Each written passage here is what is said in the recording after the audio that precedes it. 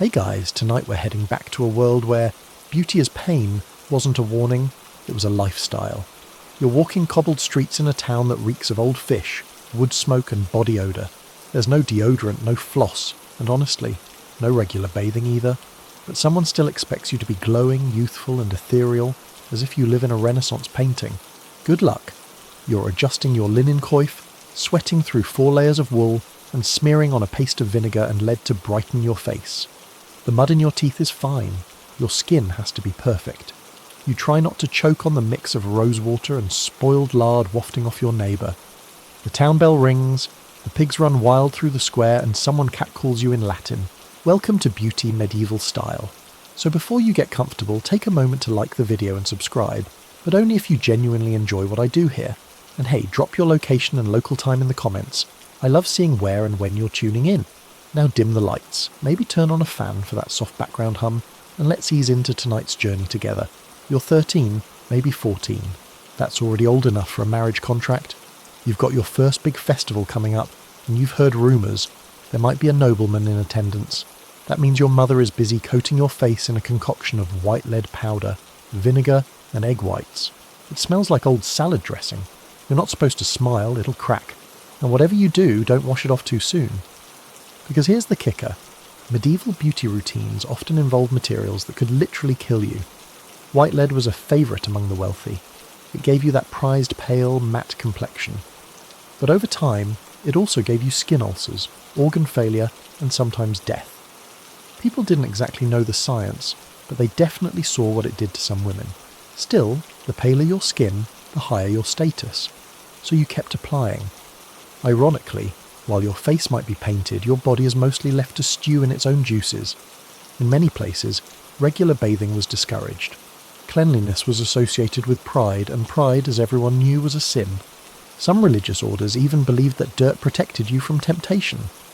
A dirty woman is a safe woman, said no modern skincare brand ever. This disconnect creates a kind of surreal grooming culture. Imagine a world where people spend hours on facial aesthetics but go months without a full body wash. To smell nice, many folks relied on herbs and sachets sewn into their clothing. If you were lucky, your cloak had dried lavender in the seams. If not, you might try rubbing yourself with rosemary, or masking the stench with rosewater soaked into linen. And while you may be tempted to picture everyone walking around with acne and armpit stains, well, you're not far off. But here's a weird little twist. Many medieval people did have skincare routines. They just looked a bit medieval. Like rubbing boiled cat fat on your cheeks to reduce wrinkles, or applying crushed pearl mixed with honey to brighten dull skin. Some people even believed that pigeon droppings were the secret to a glowing face. Historians still argue whether these practices were common knowledge or fringe experiments passed down in dusty herbals and suspiciously vague Latin manuals. But the effort was always there. Even peasants had their rituals, though more rooted in superstition than science.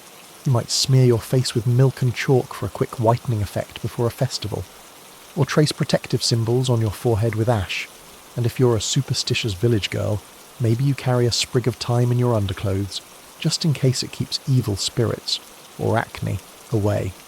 Meanwhile, in the noble courts, appearances are everything. You're not just showing off beauty, you're performing virtue. A flawless face says, God favours me. A dirty or scarred one might suggest the opposite. That's why you're expected to conceal any flaws and fast. Birthmarks? Cover them. Freckles? Banned. Open sores? Uh-oh. Better hide those with a velvet patch or claim it's a fashionable beauty spot. Even more twisted. Some nobles kept up the illusion by refusing to age in public. If you were lucky enough to live into your 40s, you might stop attending court entirely, just to avoid being seen as past your prime. There's a reason why so many portraits show women frozen at some idealised, ageless moment. You weren't just painting beauty, you were erasing time. And yet, behind all this paint and powder, you're still stuck in itchy wool, possibly infested with lice. Your linens haven't been changed in weeks, but at least your cheeks have a healthy red glow, thanks to crushed cochineal beetles, or maybe just the fever that's been creeping up all afternoon. It's all a balancing act. You want to look divine, but not vain. Clean, but not vain. Modest, but irresistible. You walk that tightrope every day with no deodorant, no running water, and a strict fear of hellfire if you go too far. So yeah, your skin might be glowing, but your body, Not so much. The real irony is that the more luxurious your appearance, the more toxic your routine likely is. If you smell like a dying garden and your cheeks are slowly rotting under lead powder, congrats, you've nailed the look. And yet, there's always someone who pushes it further. You hear whispers about a noblewoman who bleached her skin so thoroughly it flaked off in sheets during dinner, or a young man who paid a travelling alchemist for a potion to enhance his complexion and ended up vomiting blood for 3 days. Beauty, after all, doesn't come cheap, or safe, or clean. You're barely awake. The hearth hasn't been lit yet, and your hands are freezing. But the first thing you reach for isn't food or firewood. It's a mirror. Well, not a real mirror. Those are rare and wildly expensive. But a polished bit of metal or glass, enough to catch the colour of your cheeks. Because today, like every day, you need to look pale. Deathly pale. If you're lucky enough to have noble blood, you're expected to look like you've never seen the sun. A sun-kissed tan? That screams peasant. Labourer. Someone who works outside and therefore has no money, no class, and probably a fungal infection or two. You're meant to resemble someone recently exhumed, but expensively so. So here comes the lead again. Or maybe mercury. Or vinegar-soaked cloths pressed against your cheeks for hours to bleach your complexion. Some women even sit indoors for weeks, avoiding windows, eating cold foods they believe cool the blood. You're not trying to be healthy, you're trying to be ethereal. And the irony, that ghostly white skin they worship often is a sign of illness, like actual tuberculosis. Historians still argue whether the consumptive chic look, sunken cheeks, pale skin, watery eyes, was directly modelled on real disease symptoms or just happened to overlap. Either way, you're walking around trying to look as close to a corpse as fashionably possible.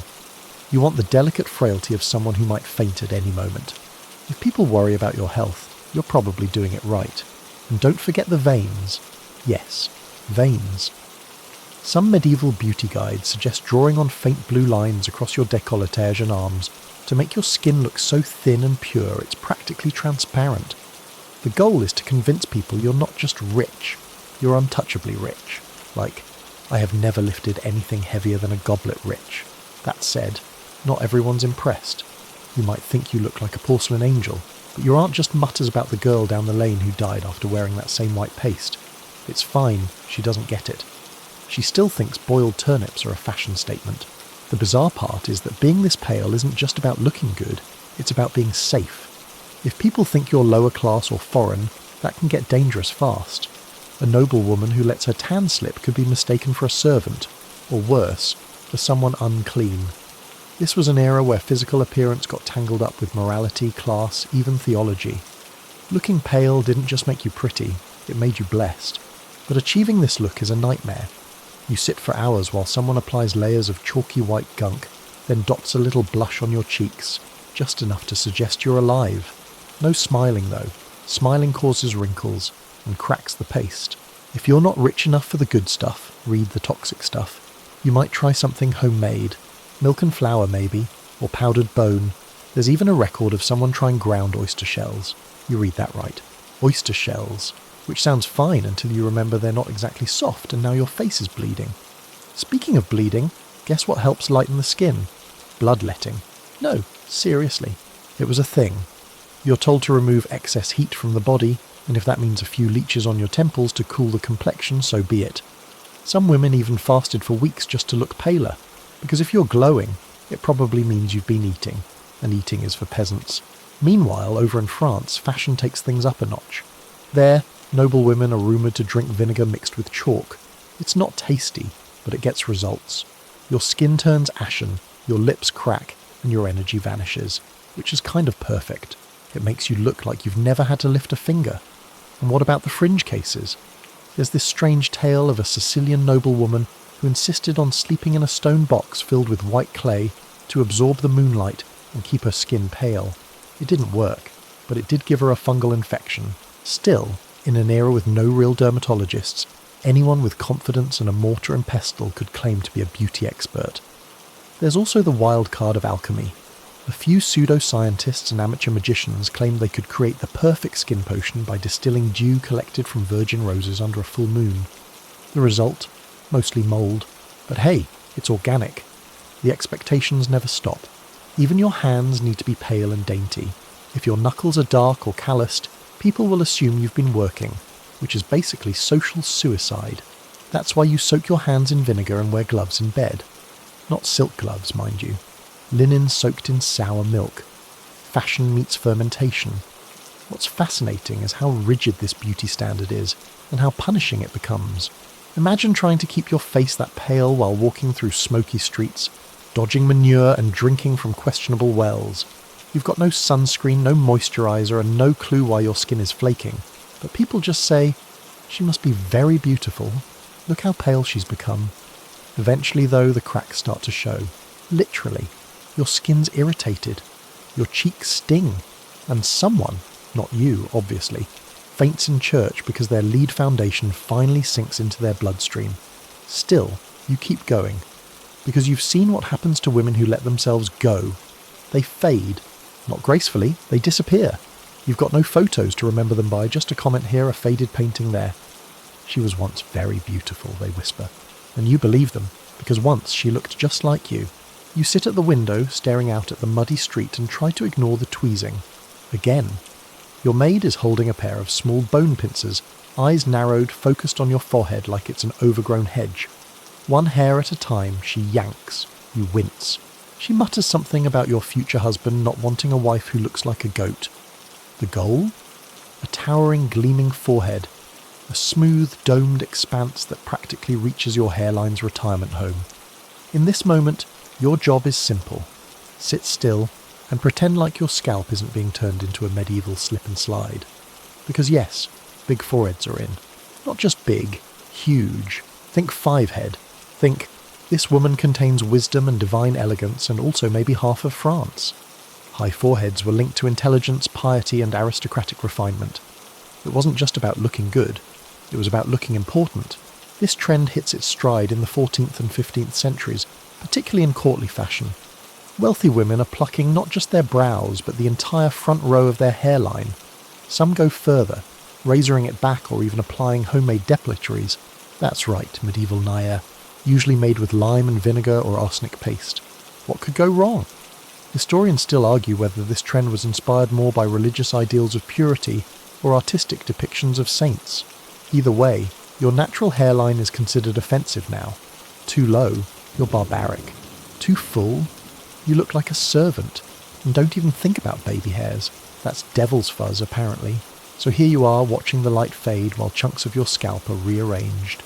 Someone in town swears by using bat's blood to numb the skin first. You're not there yet. But honestly, it's starting to sound tempting, and don't assume the torture ends with your forehead. Eyebrows are next. Thin is in. Very thin. Ideally you want none at all. Eyebrows are associated with wildness, animal instincts and lust.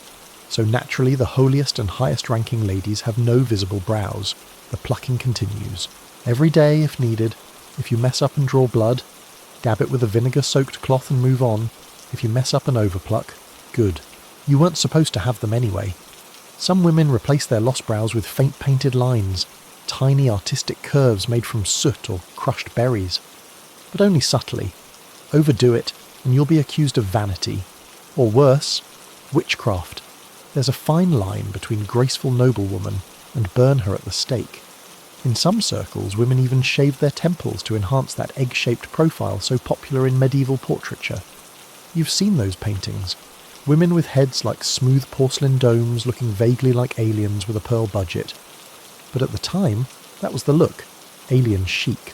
Meanwhile, your hair, what's left of it, is bound in tight braids, hidden under a veil or headpiece. Because while you're ripping out the front, the back must be pristine, thick and lustrous, just not visible.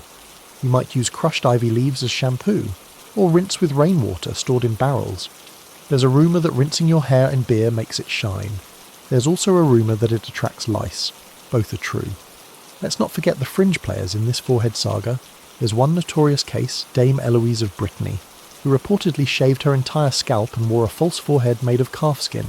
That's commitment, or madness. But either way, she set a local trend that spread like wildfire. For a few years, half the ladies in town were sporting leather prosthetics under jewelled circlets, all chasing that perfect dome. And then there are the holy women, nuns who already shave part of their heads for religious reasons.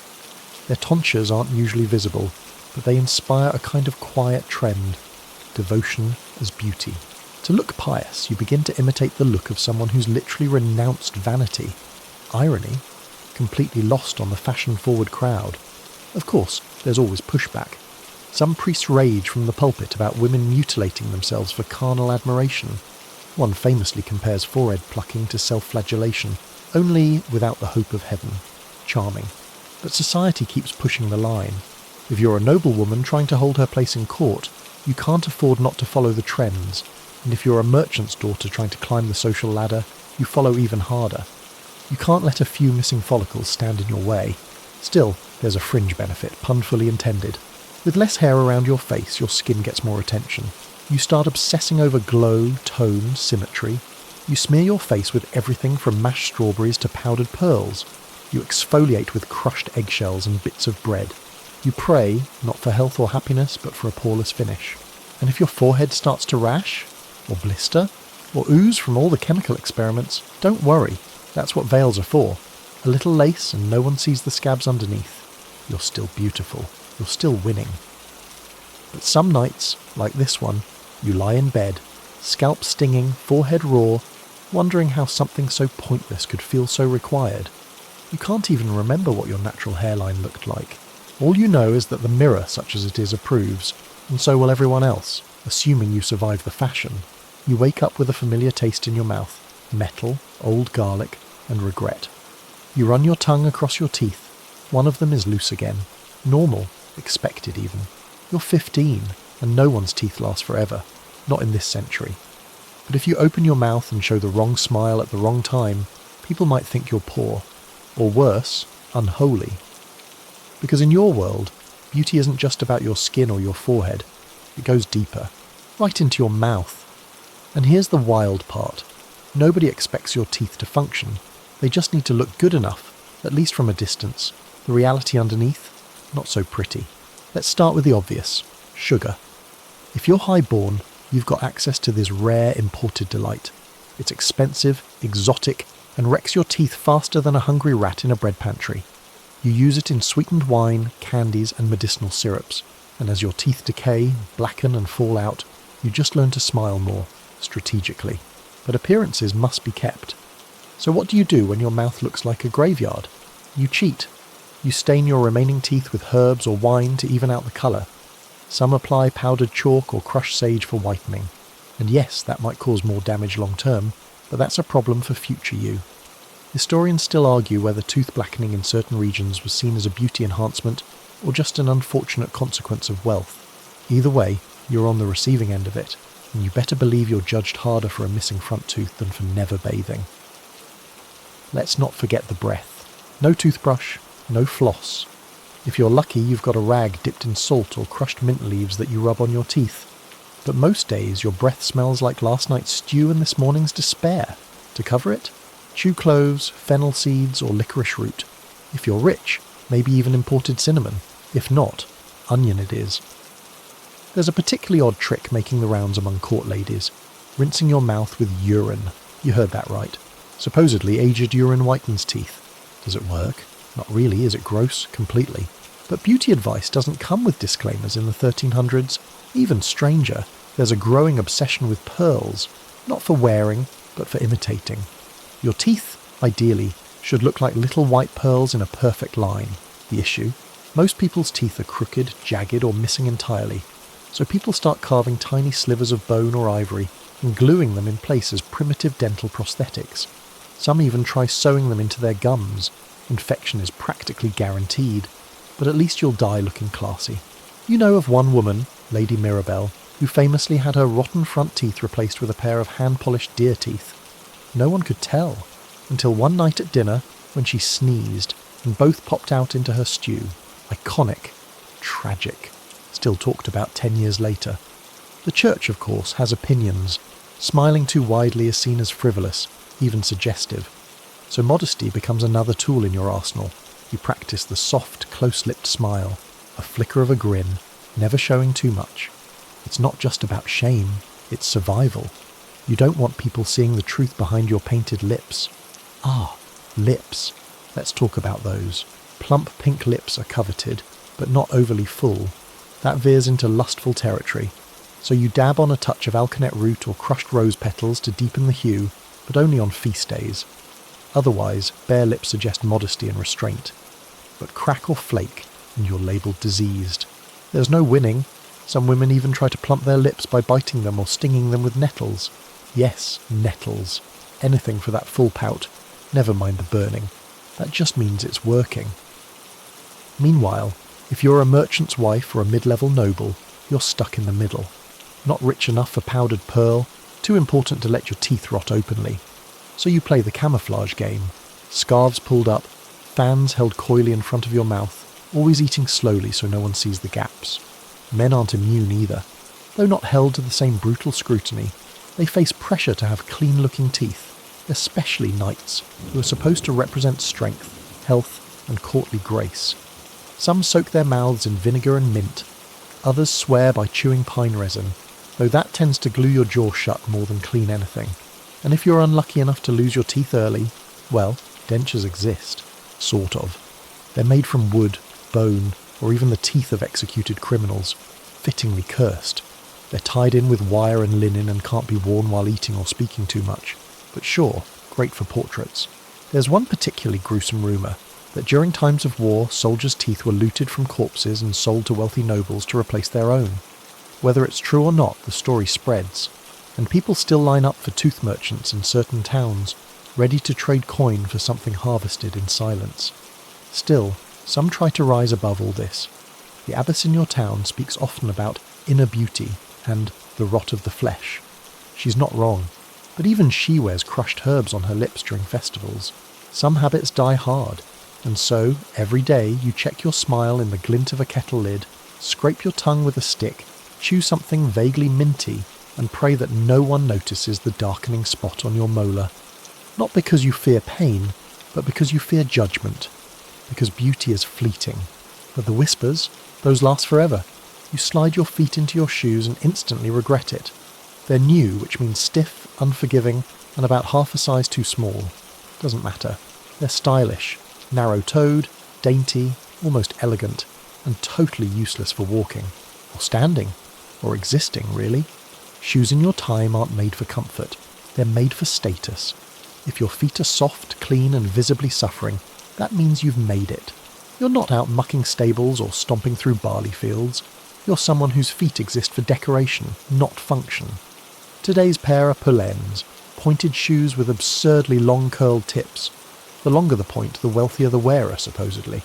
Some nobles have theirs extended so far they need to stuff them with moss or wire the tips up to their knees. The Pope eventually bans them for being indecent. Naturally, that just makes them more popular. You hobble through the doorway, trying not to trip. These shoes don't bend, they barely touch the ground. But they look good peeking out from under your gown, which is the point. You'll be sitting most of the day anyway, preferably with your feet visible and your suffering internalised. Historians still argue whether this obsession with tiny impractical shoes came from Eastern influence or just the natural human tendency to ruin feet in the name of fashion. Either way, by now, the trend has stomped its way across Europe, and your toes are the victims. Don't even think about arch support. These things are flat as a coin and thinner than parchment. Blisters, standard. Bunions, almost expected. But you grin and bear it, because the alternative is wearing something practical and looking like a stable boy. The worst part? Foot washing is rare, like very rare. Most people wash their feet maybe once a week, usually with cold water and a bit of vinegar if they can afford it. Some even believe wet feet lead to illness, so the stink builds. Mix that with wool stockings, sweaty soles, and constant pressure from tight shoes, and your toes are living in a fungal nightmare. To hide the odour, some women sprinkle dried rose petals or thyme into their shoes. Others wrap their feet in perfumed linen strips. Doesn't help much. One girl you know tried stuffing her Polaines with lavender and nearly passed out from the fumes. It's a delicate balance between pleasantly floral and medieval gas chamber. There's also an unofficial competition in court circles. Who can walk the longest without wincing? You practice, like it's a sport. Glide. Don't limp. Smile. Don't scream. The lady who cries gets remembered. The one who floats gets admired. Still, some try shortcuts. There's a noblewoman in Burgundy who commissions special slippers lined with swan feathers. She claims they're heavenly. No one can afford to copy her, so they just pretend their wooden soles are just as soft and soldier on. And what about peasants? Surely they're spared this madness? Well, yes and no. Most of them go barefoot or wear thick leather clogs, practical, durable, but also loud, heavy and aggressively unfashionable. If you're caught wearing clogs in noble company, people assume you just escaped a barn. So even lower class women sometimes bind their feet to appear smaller and squeeze into hand-me-down slippers 2 sizes too tight. You're not rich, but you can look like it, right up until your toenails fall off. Oddly enough, men aren't spared either. In some courts, pointed shoes are part of military dress. Knights clomp around in pelanes so long they need garters to hold them up. Try fighting in those. One story tells of a soldier who tripped over his own shoes during battle and got trampled by a pig. No one remembers his name, but his shoes became legendary. And then there's the myth that small feet equal virtue. Seriously. People whisper that a woman with tiny feet must be delicate, modest and sexually restrained. Which is hilarious when you're trying to keep your balance in shoes designed like medieval skis. In one particularly absurd case, a noble bride has her feet bound for weeks leading up to her wedding, just to shrink them for her silk slippers. She collapses halfway through the ceremony. The priest keeps going. Priorities. You've heard of women fainting, twisting ankles, even developing permanent limps from years of wearing the wrong size. There's a healer in your town who makes most of her money rubbing salves into bruised arches and cutting away infected blisters. She calls it foot alchemy. You just call it Wednesday. The craziest part? None of this is required. Not officially. No one holds you down and straps the shoes on. But socially, you don't have a choice. Show up in flat soles and wide toes and you're seen as sloppy, provincial, maybe even a little wild. It's like wearing a burlap sack to a royal ball. So you keep going. You wince. You practice walking with your weight on your heels. You wrap your blisters in linen and pretend the limp is just part of your posture. And when you finally sit down for the banquet, feet hidden under the table, shoes off under the hem of your gown, you exhale for the first time in hours. But even then, you can't relax. Someone might catch a glimpse, might see the bandages, might smell the truth. So you slip the shoes back on and smile. Because in the Middle Ages, beauty starts at the toes, even if you lose a few along the way. You're standing in front of your maid, arms raised, as she pulls the laces of your undergown tighter and tighter until you can't breathe. Which is fine. Breathing is overrated. Your ribs creak like an old ship. Your spine curves forward slightly, and a small involuntary groan escapes your throat. She tuts at you, not in sympathy, but because your silhouette still isn't quite right. This isn't a corset. Not yet. Corsets won't really take over until the Renaissance struts in with its boning and bustiers. What you're wearing is older, cruder, and arguably worse. A girdle, a stiff, sometimes bone-reinforced underbinding meant to flatten, cinch, and mould your body into something closer to whatever vague idea of virtue the 13th century elite decided was beautiful. It's not sexy. It's not even decorative. It's a body prison disguised as piety. The goal is contradiction. You're supposed to look slim, yes, but not seductively so. The perfect figure is straight, narrow, and contained. Think walking candlestick, not temptress. A flat chest is preferable, rounded hips are suspicious, and anything resembling comfort, highly inappropriate. And if you think you can get out of this by being lower class, nope. Peasant women had their own versions of tight-bound belts and underlayers, especially for special occasions. Sure, theirs were more about support than vanity. Imagine holding up layers of wool while hauling a bucket of ale. But the pressure, still there. Historians still argue whether the earliest medieval girdles were purely functional or already creeping into the world of fashion obsession. Some believe they started as medical supports, especially post-childbirth. Others think they were moral tools, literally squeezing the sin out of your figure. Either way, here you are, mid-morning, bound up like a loaf of bread someone forgot to slice. And the weirdest part? These things don't fasten with a single lace. No, it's dozens of knots, cords, ties, and mystery loops that seem designed to make going to the bathroom a half-day project. You start dressing at sunrise for a banquet that begins at sunset. You try not to think about what's happening beneath the fabric. Rashes, welts, bruises where the edges dig into your hips. One of your ribs clicks oddly when you breathe in too sharply. Your skin smells like sweat trapped under linen. But from the outside, you look controlled, modest, proper. Men, of course, have their own girdles, sometimes padded to puff out the chest or cinch the waist for a more knightly figure.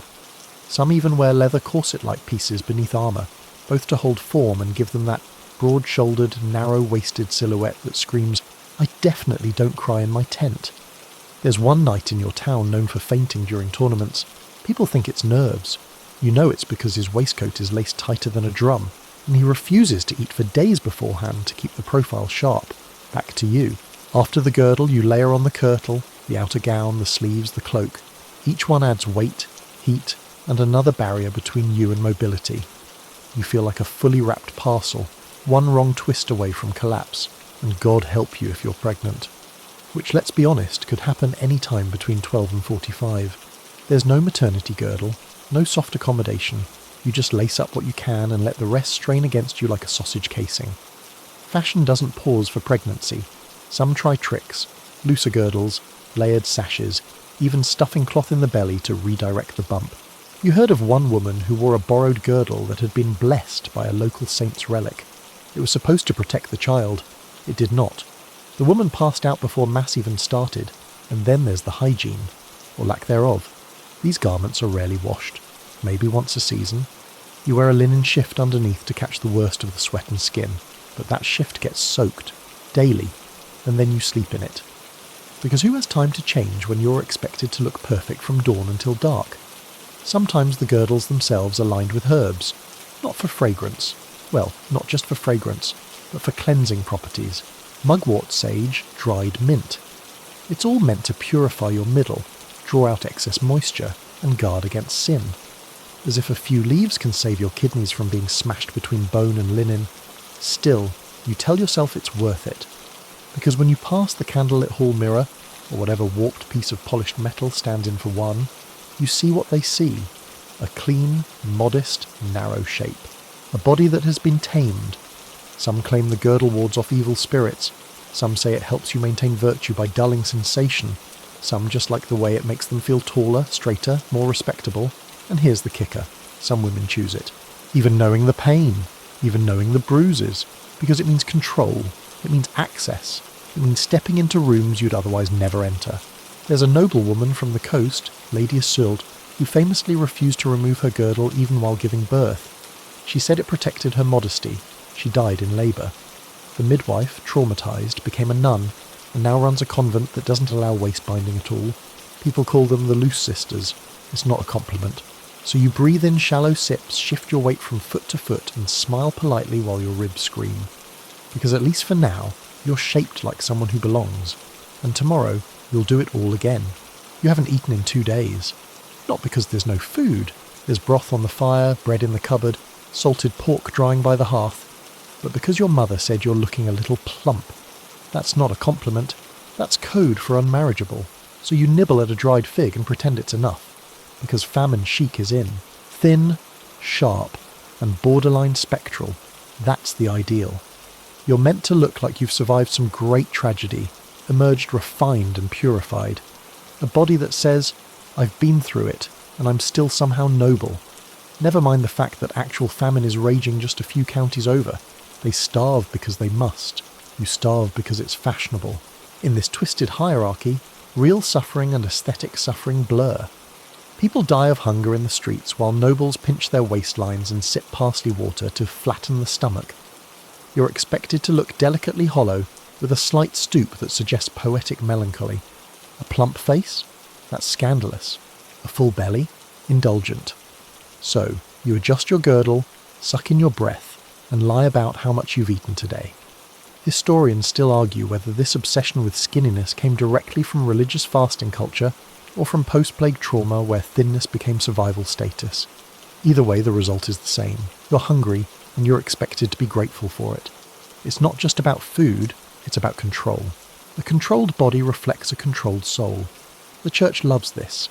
There are sermons about gluttony every other Sunday, and statues of saints who look like they haven't had a sandwich since childhood. The more emaciated the figure, the more devout they must be. You start to internalise it. You learn how to smile through hunger. You learn that light-headedness can be elegant. You pretend your trembling hands are from holiness, not low blood sugar, and don't expect pity, not even from other women. There's a competitive edge to it. Who can eat the least?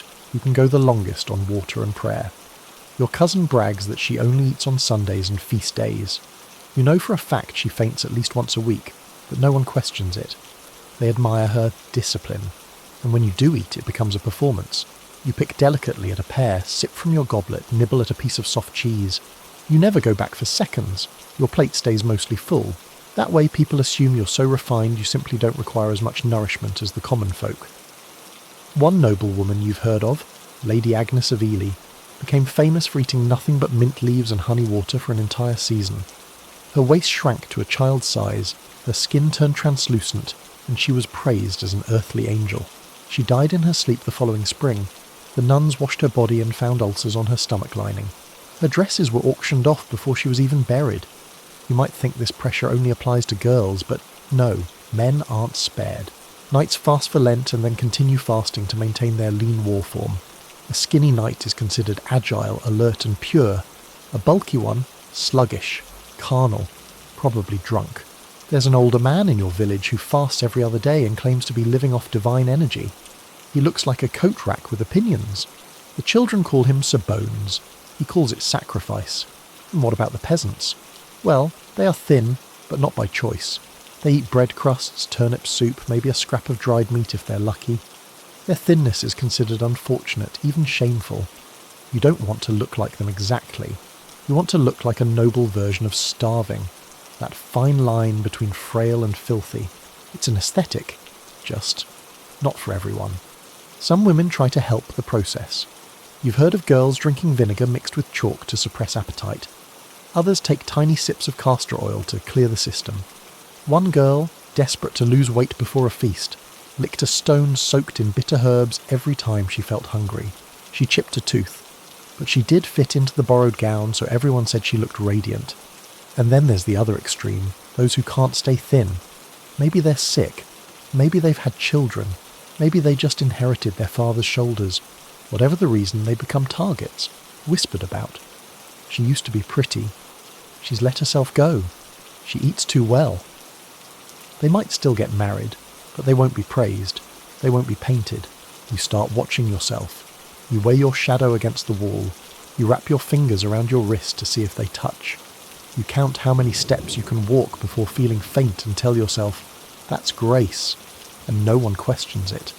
Not the women. Not the men. Not the priests. Not even you. Because thinness isn't just beauty. It's morality, status, strength, purity and mystery. It's everything you're supposed to be. So you drink your broth. You skip the bread. You smile when someone compliments your collarbones, and you pretend not to hear your stomach rumbling like a demon in the dark. After all, it's not really hunger. It's fashion. You're barely out the door before your veil catches the breeze and flaps into your face. You clutch it down with one hand, the other already adjusting the pins behind your ears. Your scalp itches, your neck sweats, and the wimple beneath it all is strangling your voice, but still you do not remove it. You can't. In your world, hair isn't just hair, it's temptation, a public threat, a literal symbol of your morality flapping around in the open air, so it must be covered. All of it. Preferably twice. Maybe 3 times if you're heading to church. Wimples, veils, and layers of linen become your second skin. You tie them under your chin, loop them behind your ears, and tuck every stray strand like your soul depends on it. Because it kind of does. Uncovered hair means one of 2 things. You're a child, or you're a harlot. And you're neither, hopefully. So you wrap, bind, and pin until your head looks less like you, and more like a decorative pillow with opinions. It wasn't always this bad. Earlier centuries allowed a bit more freedom. Braids, exposed hairlines, even a decorative ribbon here and there. But by now, the 13th and 14th centuries, that's all gone. You're expected to be cloaked. Medieval paparazzi don't exist, but if they did, they'd be lurking around corners waiting to catch a glimpse of scandalous ear. And yes, ears are scandalous. Hair is scandalous. Even necks, if you're particularly youthful looking, must be shielded. The veil becomes more than fashion, it's camouflage. You're disappearing beneath propriety. Historians still argue whether these coverings were purely religious, or if they also evolved from class-based dress codes. Likely both. Either way, you can't just toss on any scrap of cloth. Your veil has to send a message. I am modest. I am respectable. I am not trying to seduce your husband. This is especially fun in summer. Layers of linen sticking to your forehead while sweat pools at the base of your skull. You can't itch, can't adjust, can barely turn your head without tugging the whole contraption sideways. But hey, at least you're appropriate. One fringe benefit: lice, or rather fewer lice. All this wrapping does help keep the worst of the infestations away, kind of like a cloth moat, but you still do weekly checks, or force your maid to, with a comb and a candle and a strong stomach. Your hair, meanwhile, lives its secret life underneath, unseen, undernourished, and wildly romanticised. The poets talk about golden locks, cascading curls, shimmering tresses, but in real life, it's probably matted, slightly greasy, and smells faintly of onions and lavender. Still, you maintain it in private. You comb it with a hornbrush, rinse it with vinegar or rainwater, and sometimes perfume it with crushed herbs. All for no one to see, except maybe your husband, or your mirror, or God. And yet, here's the strange twist. Hair remains a kind of medieval currency. Unseen doesn't mean unimportant. On the contrary, hidden beauty becomes the most prized. Men brag about their wives' thick, glossy hair that they alone are privileged to see. Entire love poems are written about locks glimpsed through a gap in a veil. Forbidden follicles, the stuff of legends. One particularly bold noblewoman in France made headlines, well, oral headlines, by cutting her veil short and showing her braid in court. The scandal was so intense her family made her retreat to a convent for a year. She returned with a longer veil and shorter opinions. Meanwhile, religious orders take things even further. Nuns shave parts of their heads entirely, tonsure for women, a visual vow of chastity. Some nuns say the razor clears their minds, others just sigh and say it keeps things simple. But in secular life, your veil is your passport. A married woman wears it one way, a widow another. A noblewoman layers hers with silk and pearls. A servant might use coarse wool. And heaven help the girl who dares to wear silk before marriage. She'll be accused of arrogance, vanity, or worse, ambition. Men, of course, do not suffer the veil. They wear hats, yes, coifs, hoods, chaperons, but none of them come with the same moral weight. A man's uncovered hair means free thinker. A woman's? Free for all. Fair? Not even a little. And yet, some women find quiet rebellion. One noble lady you know, Lady Marjorie, lines her veil with red thread, even though it's barely visible. It's her little secret, proof she still owns a piece of herself under all the linen. Another woman perfumes her veil so richly that every man she passes catches the scent and glances up, drawn by instinct. And then there's the mythos. Some say covering your head invites divine favour. Others believe it wards off evil spirits. A few even think it keeps your thoughts pure by stopping lustful breezes from entering through your scalp. No, seriously. Lustful breezes. So you wrap yourself each morning, pin your veil tight, and smooth it with palms dampened by the same water you brushed your teeth with. And you check the mirror, not for beauty, but for invisibility. Because beauty now is something tucked away, hidden, implied. You become a mystery, a silhouette, a whisper of what might lie beneath. And sometimes, when you're alone, no husband, no maid, no mirror, you unwrap it all. You shake your hair loose, scratch your scalp, and feel the weight of your own head again. And for a moment, just a moment, you remember what it feels like to be a person, not a symbol. Then you wrap it all back up and rejoin the world. The itch starts behind your ear, then another just above your cheekbone. You try not to scratch, can't risk smudging the velvet patch that's barely holding on. Your mirror shows a smooth, pale cheek with a beauty mark carefully placed just under your eye. But beneath that swatch of dyed silk, a weeping sore that's been crusting over for days. You caught the plague last summer, or maybe it was just a nasty rash. Honestly, who can tell anymore? The boils came, the fever followed, and miraculously, you lived. But your skin didn't. You've been patching, painting, and praying ever since. Because in this world, beauty means control. And disease, it doesn't just scar, it shames. You dab a bit more rosewater on the patch, it stings. Which probably means it's working. Let's rewind. A flawless face is the medieval beauty jackpot. But how do you maintain flawlessness in a time when medicine is mostly superstition, streets are open sewers, and the Black Death pops up like seasonal allergies? You don't. You fake it. Enter the velvet patch. A tiny dot of silk, sometimes in the shape of a star or a crescent moon, pasted on with tree sap or pig's glue. In theory, it's a fashion statement. In practice, it's a scab cover. Everyone knows it. No one says it. just like today's concealer, but with more texture and potential for bug attraction. Historians still argue whether these patches were originally invented to hide pox scars, or simply caught on as symbols of status. Either way, they become the era's biggest visual lie. The more patches, the more your face suggests drama, mystery and nobility, or just that you've survived some real stuff and still made it to dinner. Let's not pretend things are sanitary. Skincare isn't about routines, it's about reactions. You react to infections, to boils, to blisters from bad makeup or worse weather. There are no dermatologists, just herbalists and old women with jars full of ideas. One of them gives you a salve made of goose fat and powdered lily root. It smells like regret. It sort of works. Maybe. You can't tell if the itch is healing or mutating. Meanwhile, your eyebrows are gone, remember? Plucked into oblivion. That means every expression has to come from your mouth or your eyes. Too bad your lids are puffy from smoke, your lips are cracked from cold, and your teeth. Well, you already know. And yet, you keep trying. Because the only thing worse than being disfigured is looking disfigured. Illness is seen as punishment, divine retribution for sin, vanity, or sleeping with the wrong bishop. So every blemish becomes a potential confession.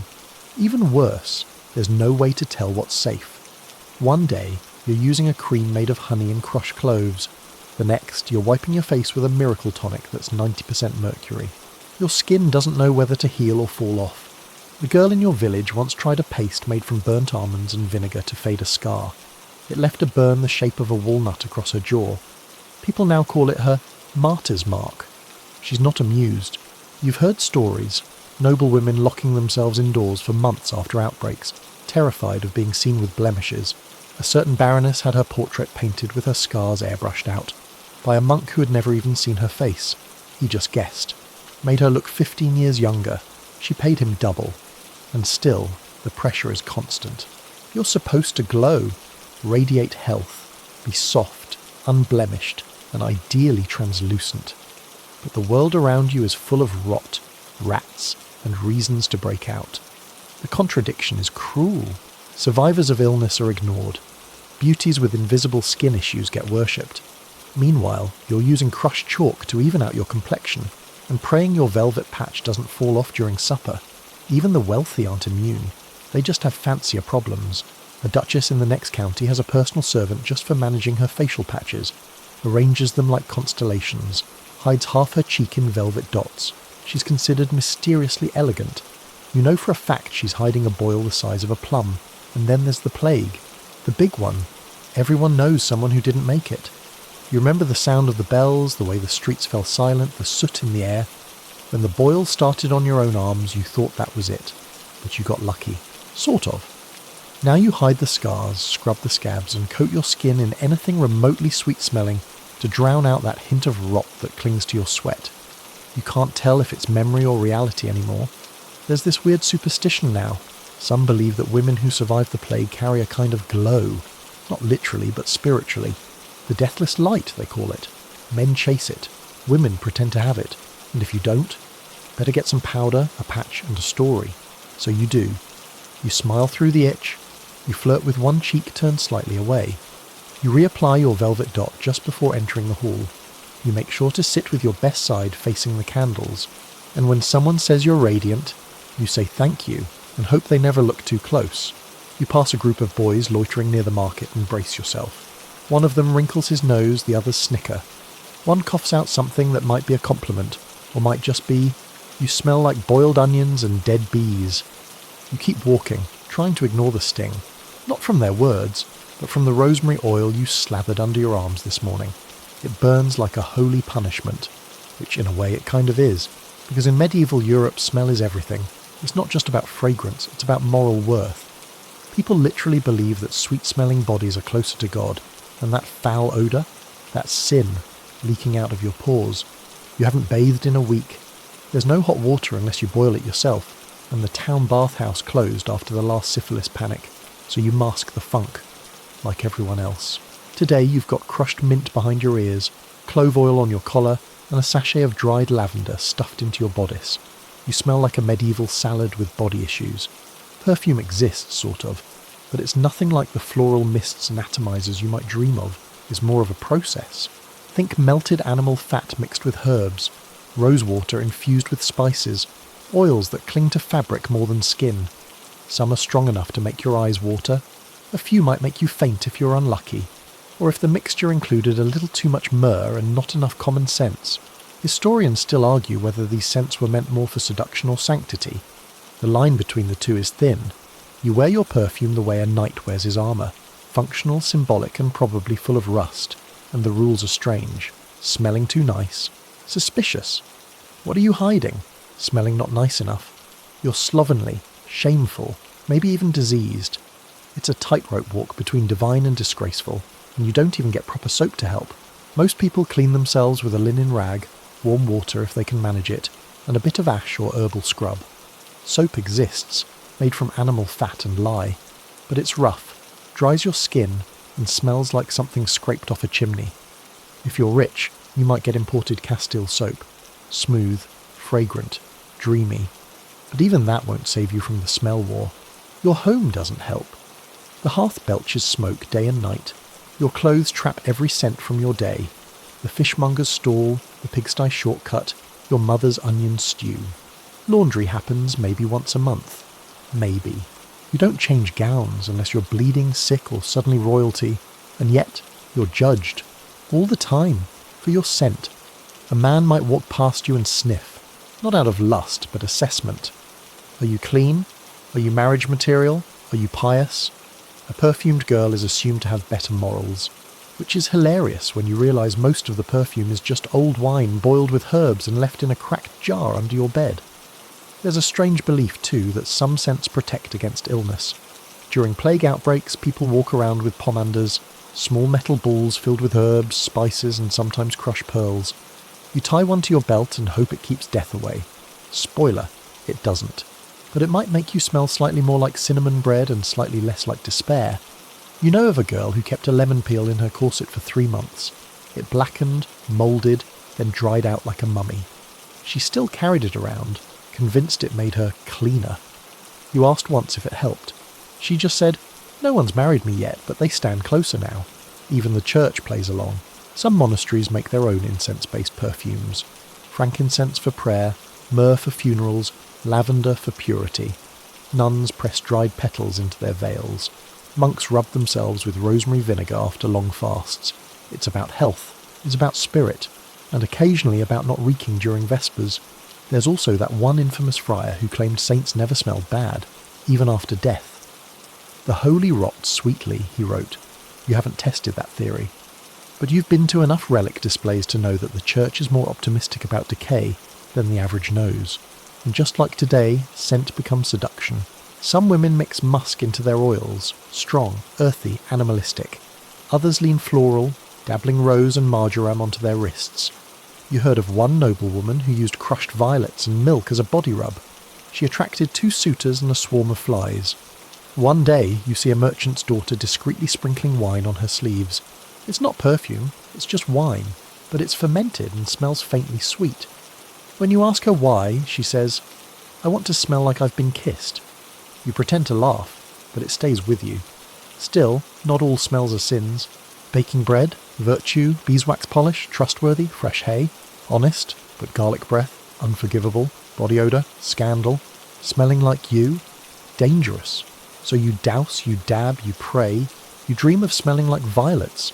You settle for not smelling like your cousin's goat, and when someone leans in close and murmurs, "You smell like the Virgin's garden," you smile, because your armpits are on fire from the rosemary, and your thighs are stuck together with clove oil and desperation. But for a moment, you've passed the test, and that's what matters. You hear it again, that awful double-edged compliment. She's pretty for a peasant. It's muttered as you pass the well, just loud enough to be heard, just soft enough to be deniable. You don't stop, you don't flinch, but inside you roll your eyes so hard you nearly dislocate something. Because the natural look, that effortless village girl charm, it's the biggest lie going. You're a miller's daughter, which means you wake up at dawn, haul sacks heavier than your brother, sweat through your only shift, and go to bed with flour under your nails and soot in your ears. There's nothing natural about being judged while living in survival mode, and yet, here they come, the knights, the merchants, the bored noble sons, pining after simple country girls with fresh skin and honest hearts. They write poems about you, songs about your sunburn, and make up fantasies where you do nothing all day but lean on fences and giggle. They want the look, not the life. That glow on your cheeks, heat rash, that tousled hair, dried with smoke after washing it in the river, that innocent sparkle in your eyes, mostly dust and maybe pink eye. Still, the legend persists. Peasant girls are real, unspoiled, naturally beautiful. No powders, no paint, no perfumes, just wind in your hair and dirt between your toes. The perfect antidote to the painted, perfumed, plucked ladies of court, which would be fine if those same noble women weren't faking the natural look harder than you ever could. Take Lady Avis. Rich, proper, owns 5 capes just for rain. She spends hours getting ready every morning, with maids grinding rose petals for lip stain, tinting her cheeks with beetroot, curling her hair with heated sticks, and dusting her skin with powdered alabaster. All to look fresh from the countryside, like she just walked out of a barley field instead of a silk-draped chamber that smells like civet musk and expensive boredom. Historians still argue whether this trend of artful naturalism was a response to plague death fatigue, too much mourning black, too much religious panic, or a clever upper-class ploy to seem approachably divine. Either way, it's exhausting, especially when women like you, actual peasants, are mocked for being too plain, while nobles cosplay your suffering for aesthetic points. Some noble ladies even smear a touch of dirt under their nails before outings. Not real dirt, of course, just tinted wax. It's supposed to make them look like they helped in the garden. You, meanwhile, are scrubbing your hands raw before supper so no one thinks you picked your bread off the ground. And don't forget the teeth. Your smile, yellowed from cheap barley and river water, is rustic. A noble woman's, whitened with crushed sage and urine, painted with powdered bone to appear imperfectly perfect. Deliberately dulled, because if they looked too polished they'd seem vain. Everything has to be accidentally ideal. Then there's the hair. Yours is braided and hidden under a scarf because your boss at the bakehouse doesn't want stray strands in the dough. The noble women, they braid it too. Add a few silk ribbons, pin it under a sheer veil, and suddenly it's pure. You do it, it's unfashionable. Even your clothes get copied. Those homespun linen tunics you wear because you literally have no other option. Suddenly they're trending, remade in finer cloth stitched with silver thread, worn ironically by bored ladies at court who say things like peasants are so free. One noble girl you once overheard whispered to her sister, "I want to look like I've worked in a field, but like, not actually." Her sister nodded like this made perfect sense. It does, to them, but not to you.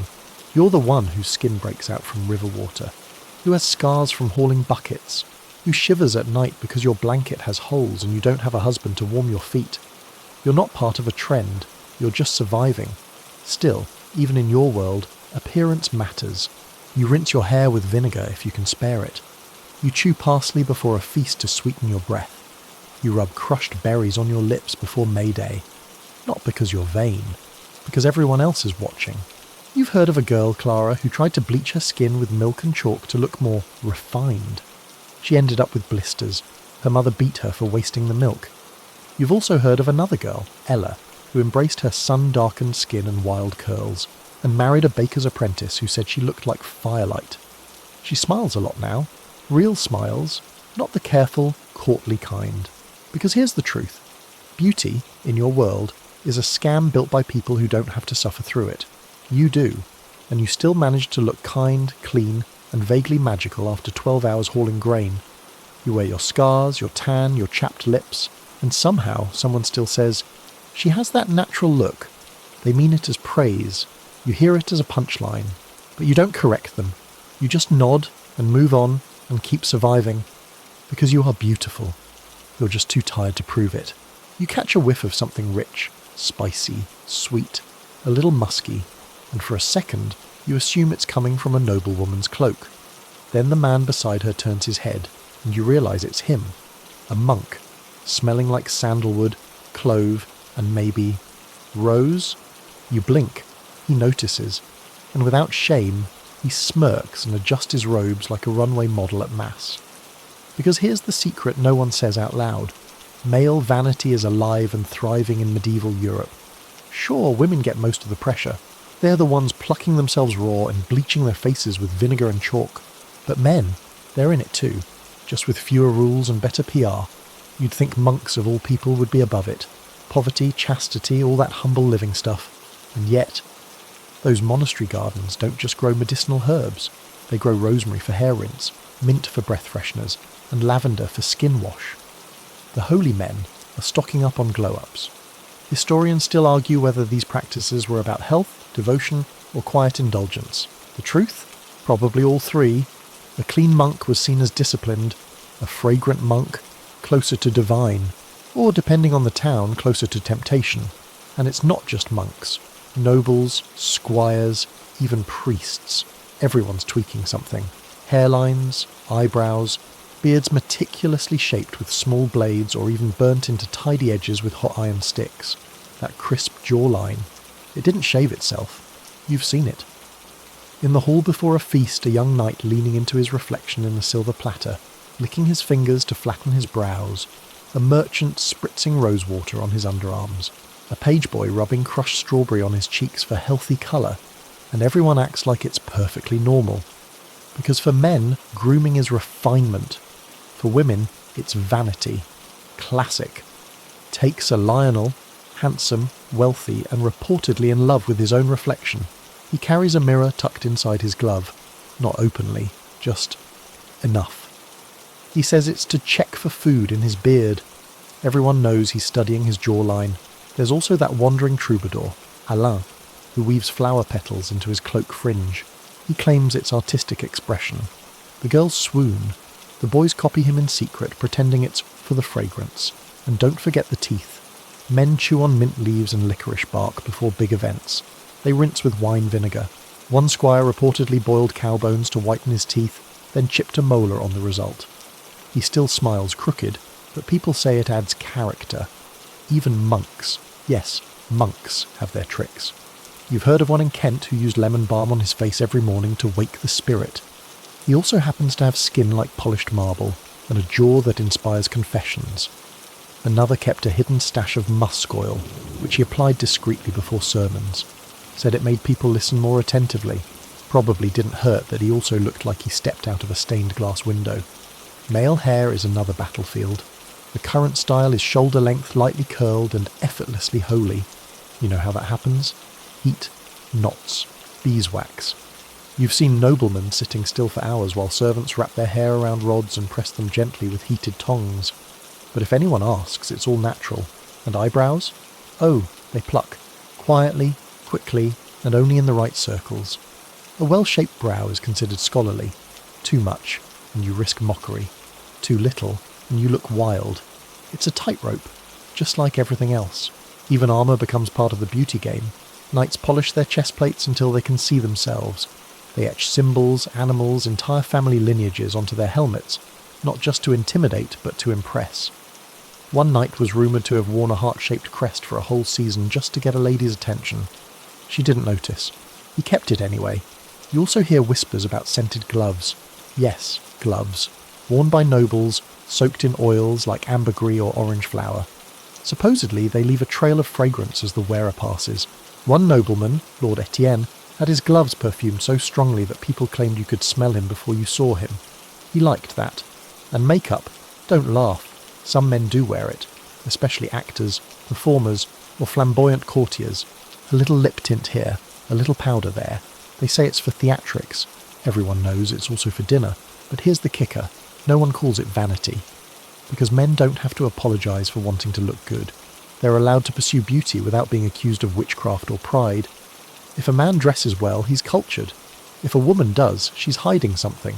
Even the church buys into it.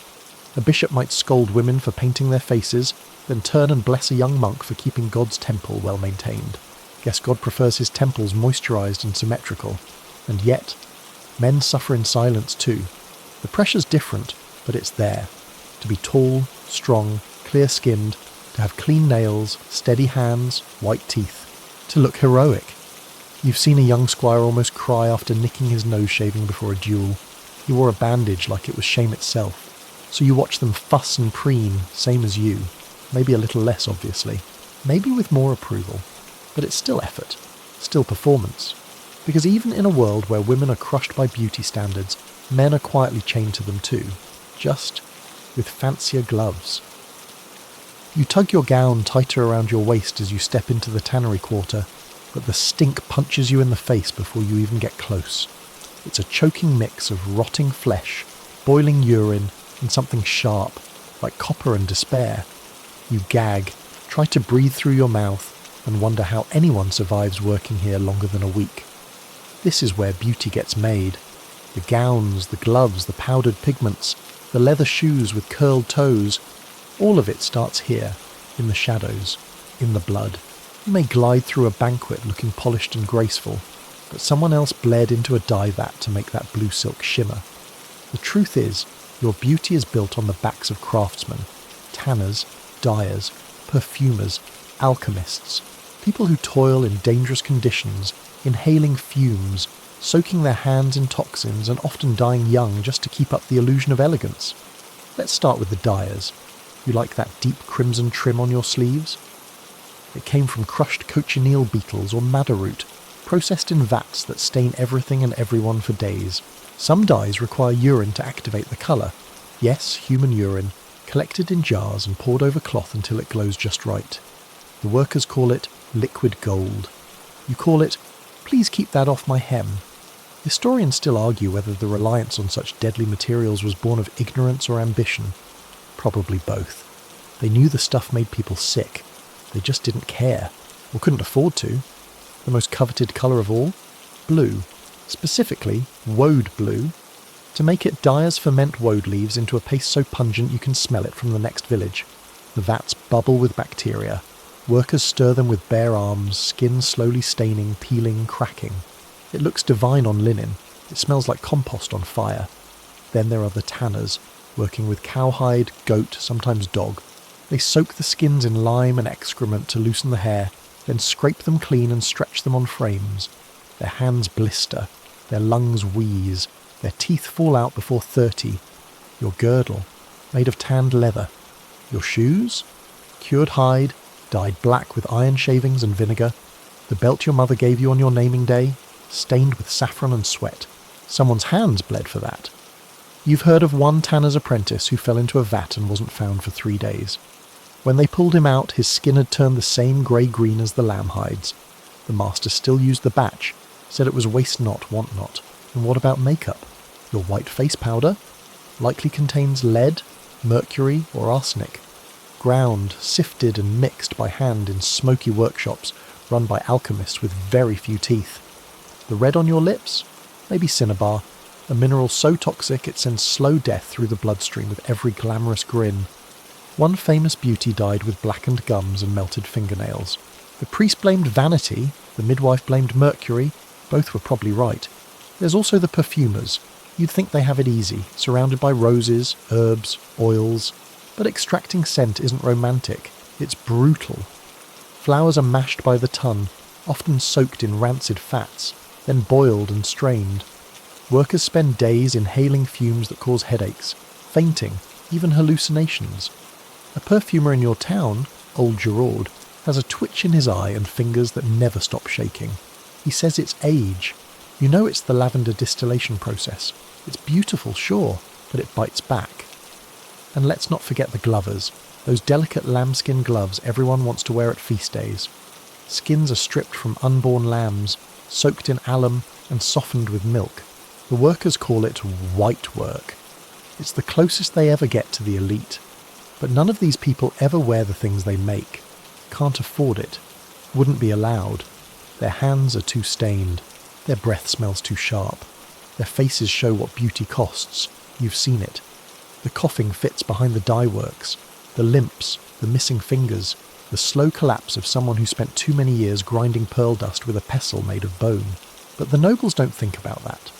They see the final product, a flawless blue gown, a shimmering veil, a tin of perfumed ointment, and sigh with delight. No one wonders who stirred the pot. No one asks who got burned. You've heard of one lady who fainted during mass from the weight of her jewelled veil.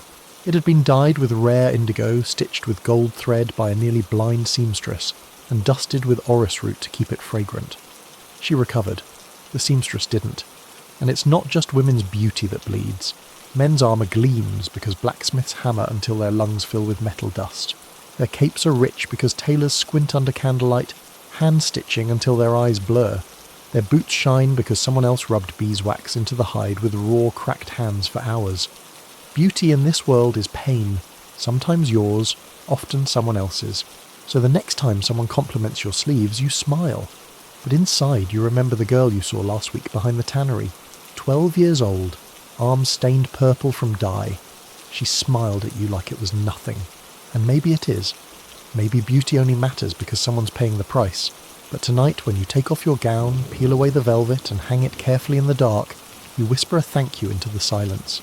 You don't know who you're thanking, but someone deserves it. You lift your hem and glance down at your shin. A patchy forest of dark hairs has sprouted again, and your heart sinks. You were supposed to be smooth, always smooth. Even here, where the fabric barely parts. Even here, where no one but your maid or your mirror ever looks. Body hair in this world is unacceptable. It doesn't matter that razors are rare, that shaving tools are crude, or that bathing is optional. What matters is that hair means coarseness, wildness, impurity. A woman with body hair is seen as barely human, animalistic, witchy, loose. The rules aren't written, but they're clear. Remove it, hide it, or be judged. And so, you grab the pot. Inside, a mix of quicklime and vinegar. It smells like burning stone. It acts like it too. This stuff dissolves hair, and a bit of skin if you're not careful. You smear it on with a stick, hold your breath, count to 20 and scrape. The sting kicks in at 10.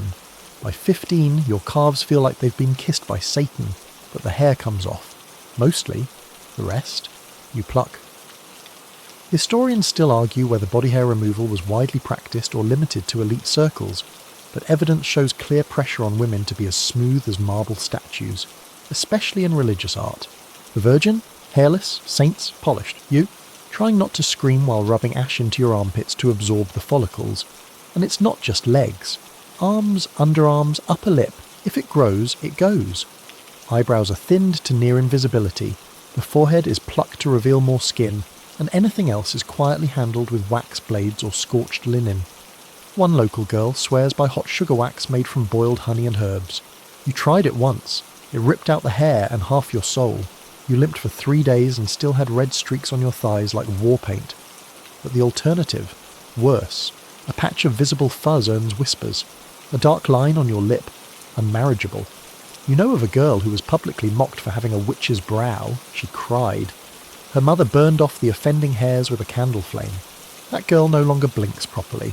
Of course, no one talks about why body hair is so feared, but everyone acts like it's self-evident. Hair, manliness, hair, shame. If you're smooth, you're disciplined, elevated, controlled. If not, you're something wild from the woods. There's even a rumour, started by someone's overly confident uncle, that excessive hair is proof of demonic possession, or worse, French ancestry. Either way, you keep shaving, the irony. Men are allowed to be hairy, expected even. A beard means strength, chest hair means virility. Back hair, unspoken, but no one cares. A man can waltz into court with hairy legs and no one flinches. You wear a sheer sleeve and show a stray arm hair? Scandal. Still, some men get fussy. You've heard of knights waxing their brows to look more youthful. One even shaved his arms to highlight his veins, then had the audacity to mock a woman for over-plucking her chin. You dream of letting it all grow out. Just once.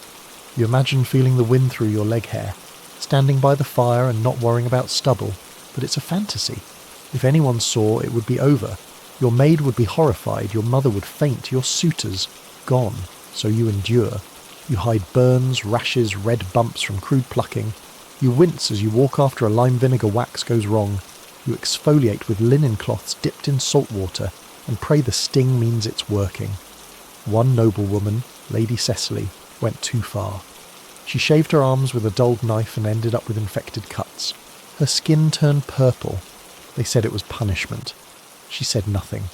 Just wore longer sleeves until it passed. There's even a fringe group of religious women who claim hair is Eve's legacy, a punishment for original sin. They advocate for full body shaving, followed by oiling with anointing balm. Of course, they also believe menstruation is a monthly penance, so you take their advice with a pinch of holy salt. And then there's the alchemists. You visited one once. Paid 2 silver for a miracle depilatory balm made from snails, sulphur and powdered marble. It worked. Sort of. You also couldn't feel your legs for 2 days, but the balm sellers make a killing. Every market day they roll out tiny jars with big promises. Smooth as the Virgin's cheek, one claims. Blessed by St. Agatha, another. You once saw a merchant shout, "No itch, no sin," as he hawked his wares. He sold out before noon. Still, despite the pain, the burning, the judgment, you keep going. You keep your skin clear, soft and unthreatening.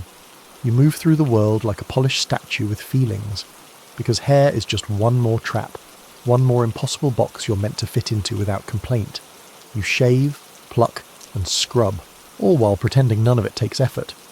That you woke up this way. That smoothness is your natural state, not a battlefield covered in bruises and lime burns. And when someone tells you you're beautiful, so elegant, so refined, you thank them. You don't show them the red streak under your sleeve, or the tweezers in your pocket, or the skin still throbbing from your last vinegar scrape. You just smile, because beauty doesn't grow on trees. It grows in silence, after everything else has been pulled out. You sit at the edge of the bed, holding a linen ribbon between your fingers, twisting it tighter and tighter. Your gown is spotless, your veil pressed, your posture perfect. But none of it matters if your face doesn't sell the one thing that counts above all: purity. Not the kind you can prove, the kind people assume when they see you. You know what they're looking for: downcast eyes, pale skin, modest smile, not too full of figure.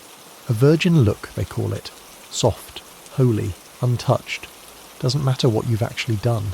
What matters is that you appear innocent enough to be traded, married or controlled. Because purity in this world isn't just a personal trait, it's a political weapon.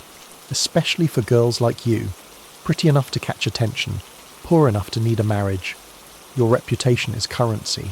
If you walk wrong, laugh too loud, smile at the wrong night, people start talking. The wrong kind of talking. And once that starts, you're not a girl anymore. You're ruined goods. Historians still argue whether this obsession with purity came more from church doctrine or feudal control strategies. Probably both. The church preached chastity as a virtue. Lords needed daughters to marry clean. Everyone else just wanted something to point at and say, that's how a woman should be. So you learn to play the part. You adjust your veil to cover your neck. You avoid red lips or flushed cheeks unless it's a holy day. You look humble, but not poor. Modest, but not invisible. Just clean enough to be a blank canvas for someone else's plans. And, oh, the plans. Your uncle's been negotiating behind your back. Something about a dowry, a land dispute, and a minor baron who recently lost his third wife to illness. You haven't even met him, but your purity is already being appraised like a field of barley. Crop untouched, good yield. It's absurd. Men get praised for experience. You? For lack of it. Your body's like a sealed scroll, valuable only if no one's opened it. But here's the twist. Purity isn't just about behaviour. It's about your look. You've seen it at court. Girls faking the glow. They wear powdered pearl on their faces to appear soft and young. They avoid eye contact with men to seem shy. They raise their voices half a pitch to sound more virginal. Some even rub parsley under their eyes to cause light swelling, mimicking the puffiness of an emotional, sleepless girl. Yes, crying chic. That's a thing now. One noblewoman, Lady Breda, took it so far that she slept upright in a corner of her room for a year, hoping her pale, tired look would attract a bishop rumoured to favour holy types. It worked. Sort of. He married her, then ignored her for 3 months and disappeared with his steward. Breda still looks exhausted. And what if you can't fake it? Well, there's always the purity charm. A tiny cloth amulet you pin to your shift, embroidered with prayers and stitched with hair from a virgin girl, probably your cousin. Supposed to ward off suspicion. Also lice, but mostly suspicion. Men even talk about the glow, that ineffable aura certain young women have. The implication? It comes from virtue. In reality, it's good lighting, tight lacing, and not having had to plough a field in the last week. And here's the true heartbreak. You get no reward for keeping your virtue. No medals, no power, just the possibility of being chosen. Not loved, chosen. Like a clean cup someone might drink from later. Some girls snap. You've seen it. The quiet girl who suddenly dyes her lips red and doesn't stop laughing.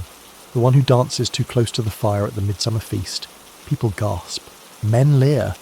Women whisper. She's branded ruined. No proof needed. One girl, Tess from the village north of here, was caught alone with a boy from the Abbey's kitchen. Nothing happened. Truly. But she got labelled a harlot anyway. Her parents married her off to a shepherd twice her age before the harvest. He's missing 3 fingers and drinks onion beer for breakfast. She hasn't been to a feast since. And what about widows? Or girls who've been hurt, used, married off young and returned with bruises and no coin? They don't get a redemption arc. They get silence. You've seen them. Heads bowed, eyes shadowed. Their purity was taken, stolen, or sold. Doesn't matter. In the public eye, they're finished. Meanwhile, rich men write poems about untouched maidens. Priests preach about virgin martyrs, and painters obsess over the same pale, downturned face in every portrait. A virgin isn't a person, she's a concept, a symbol, a trophy, so you stay quiet. You smile with restraint. You walk slowly, eyes lowered. You wear lighter fabrics and pale colours. You avoid perfume, except maybe a hint of rose water, for decency. And you keep that ribbon in your lap, twisting it between your fingers, wondering how long you'll have to play this part. Because sooner or later, someone will marry you. Take your purity, maybe gently, maybe not. Then you'll be expected to shift instantly from saint to mother, from chaste to useful. The ribbon snaps. You tie it back together. You're not allowed to break. Not yet. You sit beneath the window pretending to sew when the lute starts up again. Another serenade. Another off-key sigh from some second-born noble with nothing better to do than chase your name around his wine cup. You don't even look up. You already know how this goes. Courtly love is the performance, the dance, the illusion that your beauty inspires poetry, virtue, longing. And maybe, if you're unlucky, a marriage proposal from someone who sees you less as a person and more as a decorative reward for his own emotional monologue. You're told your looks should spark admiration, that your eyes could launch a ship or start a war.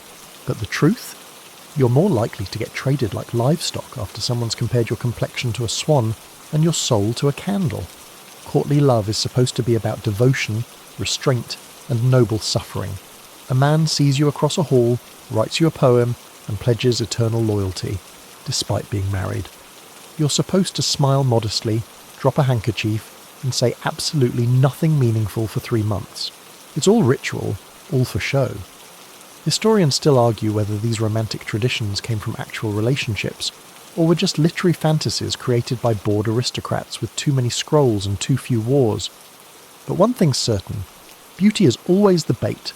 You're the muse, the symbol, the divine feminine, which sounds flattering until you realise it means you're not allowed to have an opinion, or a pimple. Your value depends on how many men sigh when you enter a room, how many verses they write about the curve of your neck, how many tournaments they fight while wearing your colours. One knight broke his arm jousting with your token, a blue ribbon tied to his lance. His mother blamed you, as if you leapt from the stands and yanked the horse yourself. Another sent you a poem comparing your lips to the edge of a sword. You weren't sure if that was a compliment or a threat. You never wrote back. He composed 3 more. The third included a drawing. You burned it. And then there's the gift-giving. Rings. Poems. Crushed flowers. A vial of perfume that smells suspiciously like goat. One man tried to impress you with a dead falcon, said it represented his slain desire. You nearly vomited. It's not just nobles either. Even merchants and scribes have caught the fever. A boy from the scriptorium once etched your name into the corner of a holy manuscript. Got caught. Got whipped. Still swore he'd die in your light. You hadn't spoken to him once, and yet you're expected to play along. To keep looking the part. Flushed cheeks, dainty waist, pious eyes. Because if you reject a suitor too coldly, you're cruel. Too warmly, you're scandalous. There's no safe middle. Just the tightrope of appearing interested enough without being blamed for his obsession. The worst part, most of this has nothing to do with love, or you. You're just the excuse. One lady you know, Catherine, sharp-eyed, with hands like a blacksmith, had 20 poems written about her fragile grace. None of the writers ever noticed she was the best archer in town. Didn't fit the narrative. Another, Isolde, was serenaded every week by a man who once introduced her at court as the woman with thighs like marble. She married a baker, said she preferred flower to flattery. But not all women escape. Some get caught in the trap of being wanted, but never respected. You've seen the pattern. A girl becomes the centre of courtly attention. Her beauty becomes legend. Her voice, irrelevant. And when the men move on to the next muse, she's left with nothing but stories she never asked to be part of. One noblewoman, Lady Clarice, was adored for 5 years. Songs, dances, poems in her honour. But when her beauty faded after an illness, the court moved on like she'd never existed. Her name vanished from every song. Her face wasn't painted again. She took holy orders. Lives in a cloister now. They say she prays for the souls of poets. Probably not kindly. Even marriage isn't a safe end. Plenty of girls marry their admirers thinking it means love. What it really means is ownership. Your beauty pulled him in. Now it belongs to him. And if it fades, if childbirth changes your body, if age softens your jawline, you've failed your role. One lord annulled his marriage because his wife no longer inspired devotion, as if she were a candle that forgot how to burn. So you learn. You nod politely when flattered. You thank the bard when he sings, but you keep your heart locked tighter than your girdle, because you know the truth behind the flowery words. You are not his light. You are not his muse. You are not the echo in his empty hall. You are a woman, real, breathing. Tired of being a metaphor. But for now, you pick up your embroidery, keep your face serene, and let the music drift through the window. The lute's off key again. The words are wrong. But you keep still, because in this game, stillness is survival. You sit by the fire, sleeves pulled back, arm extended just so, letting the orange light kiss your skin. Someone glances your way. Good. That's the point. You're showing them, subtly, artfully, that your wrist is nearly translucent, that the blue veins beneath the surface form a delicate pattern like cracked glass. This is how people know you're not just beautiful, you're wealthy. Because in medieval society, skin is a status symbol. Not clothing, not jewellery. Skin. Pale, thin, clear, hairless, and if you're really lucky, borderline transparent. That's how people know you haven't laboured, that you haven't stood in a field or scrubbed a pot or touched the sun in weeks, that you're too rich to tan. It starts with the face. You already know this. White as parchment, lips soft and pale, cheeks just barely tinted with a whisper of rose. But it goes beyond that. Down your arms, your chest, your legs, every inch of skin has to scream, I've never worked a day in my life. Historians still argue whether this ideal of translucence came from religious ideals of purity or just class arrogance dialed up to 11. Either way, it's now a full-time job. You don't have servants. You need them. To shield you from the sun, to fetch herbs for your pastes, to pluck and scrub and gently whisper when your neck starts looking ruddy. The ultimate prize. Veins you can see. Blue, delicate, faintly glowing under the surface. Women press their arms to cold stone walls before court appearances to bring them out more clearly. Some even tie off their upper arms with ribbon for a few minutes to make the veins pop. You've tried it. It works. You also passed out once, worth it. The obsession leads to all sorts of strange rituals. You once soaked your face in milk and lemon juice for 3 days before a feast. It stung, peeled, then stung again. By day 4 your skin was dry as parchment, but ghost pale. Everyone noticed. One woman leaned over and whispered, "You look holy." You nodded, smiling through the flaking. There's also bloodletting. Yes, again. Not because you're sick, because you want to be faint. A few ounces drained here and there to lighten the complexion, flush the cheeks, make you appear more ethereal. You know girls who ask their physicians to let blood weekly during feast season. One girl had to be carried to dinner. She looked like a corpse wrapped in silk. 10 marriage offers by morning. You're told that paleness is beauty. But it's more than that. It's power.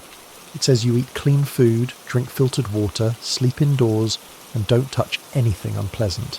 It's the visual proof that you're a lady. Meanwhile, your maid's hands are red and cracked from scrubbing. Her neck's gone brown from sun. Her calves are nicked from foraging through thorn bushes, and no one writes songs about her. No one paints her. Her skin tells a story, and people call it ugly. Even illness becomes confusing. The paler you are, the closer you appear to death. And yet, that's the ideal. You want to look fragile, delicate, almost ghostly, but not actually sick. Just sickly looking. Like you're too beautiful for this earth, but not quite ready to leave it. One noble woman, you've heard of her, kept herself indoors for 3 years, only ventured out after sunset. Her servants blacked out her windows and she took milk baths daily. When she emerged, people said she glowed. They said her skin looked like marble. She lasted 2 seasons before catching a cold and dying. People still talk about her beauty, and if you're not naturally pale, good luck. You try chalk powder, crushed lily, vinegar soaks, and God help you lead. It eats at your skin slowly, but it lightens. The sores come later. You know someone who wore white gloves everywhere, not to protect her hands, but to hide the scarring. Another smeared paste across her throat so often she couldn't speak above a whisper. That whisper became fashionable. Men too get sucked in. Night sunburn during training, then beg their squires to grind camphor balm to soothe the redness. Clerks stay indoors claiming study, but really they're avoiding freckles. A young squire once rubbed himself with powdered bone to look more noble, turned grey instead. His friends called him Lord Ghost. He laughed, then kept doing it. Some women fake the look with paint. White lead paste smoothed thinly over the skin, with blue pigment veins drawn lightly on the chest and arms. You've seen portraits like that. The women looked like porcelain dolls or saints, but they were real, and they were trying desperately to match a standard that was never real to begin with. Your own rituals are second nature now. Cold compresses every morning, a layer of powder before leaving the house, always shade, always a hat. You haven't felt sunlight on your bare arms in years. You're not even sure what your real skin tone is anymore, but no one questions it.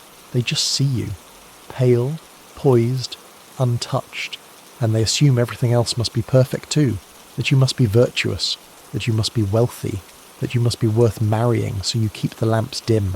You avoid firelight. It makes your skin look too warm. You walk only under moonlight. You mix new pastes from ground pearls and egg whites.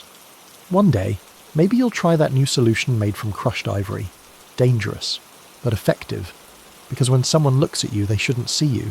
They should see class, power, distance, grace. They should see skin that doesn't belong to the world and believe it's what makes you beautiful. You feel the first flutter under your ribs and freeze. You're alone in the garden, pretending to admire the roses, but now you're calculating. How many weeks? When will it show? Can you hide it until the feast at Lord Gerard's estate next month? Because in your world, pregnancy is not a glow-up. It's a problem. You're supposed to be fertile, of course. That's the whole point of you, apparently. But you're also expected to look as if nothing is ever happening below your collarbone. Graceful, contained, ethereal, a walking symbol of virtue and lineage. Not someone who gets bloated, sweats through her linens, or accidentally sneezes and pees herself. In medieval society, motherhood is worshipped in theory, painted in stained glass, written into songs, celebrated with carved Madonna statues. But the actual physical reality of pregnancy? That's something to hide, something vaguely shameful, as if the act of carrying a child reminds everyone you once conceived one, which is awkward in a culture obsessed with virginity. So here you are, pregnant, married, and still doing damage control on your image. You lace your gowns looser, add extra folds to your veils, learn how to stand behind furniture just so. Because showing too early could make people talk. Showing too late might make them whisper. Historians still argue whether this deep discomfort with visible pregnancy stemmed more from religious piety or courtly modesty spiralling into delusion. But regardless, you feel it in every glance, every awkward silence, every forced compliment. You look so, well. Translation: we know, and we're judging. There's no maternity wear, of course, no stretch panels, no soft elastic waistbands. You just relace what you have and suffer. Some women pad their sides to maintain the illusion of symmetry, even as their bellies swell. Others pin cloth inside their gowns to flatten the shape. You've seen noble women stuff lavender sachets under their armpits to mask the hormonal sweats. It helps, a little. Your friend Sabine tried wearing a girdle well into her 7th month, said she wanted to maintain her shape. She miscarried in her sleep. The midwife said nothing, just looked at the tightened ribbons and shook her head. There's an impossible expectation that your face should stay clear, your ankles slim, your skin radiant. But pregnancy doesn't care. It swells your nose, reddens your cheeks, makes your gums bleed when you eat pears. You're exhausted, sore, and constantly hungry. But you still have to look modest, composed, and blessed. The irony? Everyone wants you to be pregnant. just not visibly. They want heirs, sons, strong bloodlines, but they don't want to see you creating them. They want the outcome, not the process. And it's worse if you're unmarried. An unmarried pregnant girl isn't a vessel, she's a scandal, a cautionary tale. You've heard the stories. Girls sent away to visit cousins for months, others shipped to convents. One poor soul was made to sleep in the stables until her belly repented. The baby died. They said it was God's will. Even married, you're not safe. You're expected to produce children, but discreetly. You give birth in shadowed chambers with only women allowed. Men wait outside, pacing, pretending they're too noble to care while their wives scream through their teeth, praying they don't die. One woman you knew, Lady Anne, gave birth to 8 children. None lived past infancy. People whispered that she was cursed. Her skin broke out from stress, her hair thinned, her waist never returned. Eventually her husband took a mistress. Anne stopped attending court. She just faded. But if you're lucky, and you carry to term and the child is healthy, then you're allowed a brief moment of reverence. People will say you glow. You'll be painted in soft tones, baby in arms, eyes cast downward like the Madonna. They won't show the cracked nipples, the bleeding, the fear that every cry means something's wrong. You once overheard a bard say, "A woman with child is closest to God." You wanted to laugh. If anything, you feel closest to a broken wheel, rolling forward, barely holding together. Even your cravings are suspect. If you ask for too much food, you're called indulgent. If you ask for none, people wonder if the baby is thriving. You're expected to nibble like a sparrow, yet grow an entire human, and forget comfort. Sleep is a joke, your back aches, your bladder's a battlefield. But you still rise at dawn, kneel through mass, smile at the steward's son and answer every "When are you due?" with a laugh you no longer feel. Sometimes you wonder if the Virgin Mary ever wanted to scream. If she ever wanted to say, "I am not just a vessel, I am a person, I am tired." But no one asks, they just touch your belly, uninvited, and say, "How wonderful, you're radiant." So you nod, you say thank you. You hold your ribs and breathe shallowly through the tightening pain, and you try not to wince. You are a miracle, they say. You are a miracle pretending to feel magical, while everything inside you is stretching, swelling, shifting, while the world demands that you smile through it all. You kneel before the altar, candlelight flickering over the cold stone floor, and try to focus on the priest's words, but your gaze keeps drifting to the glass case by the wall. Inside it, the withered hand of a saint, perfectly preserved, bone-thin fingers curled into something like a blessing, or a warning. The hand is decorated, rings on every finger. A lace glove draped just so. People come from miles away to stare at it, to pray beside it, to whisper their wishes for beauty, love, purity. You can't help but wonder if the saint would have laughed, or screamed, because the church says beauty is dangerous, vanity is a sin, but at the same time it creates beauty standards that are downright divine. Saints are the church's supermodels. Holy women, preserved after death, are paraded through cities, dressed in silks and brocade, faces covered in gold masks or painted with care. They are supposed to represent spiritual perfection, but they also become literal beauty icons, especially for women. Historians still argue whether this display of relics was meant more to inspire piety or control behaviour. Probably both. After all, what better way to tell women how to act than to show them a saint with hollow cheeks, downturned eyes, and not a strand of hair out of place, even in death? You've seen it 100 times.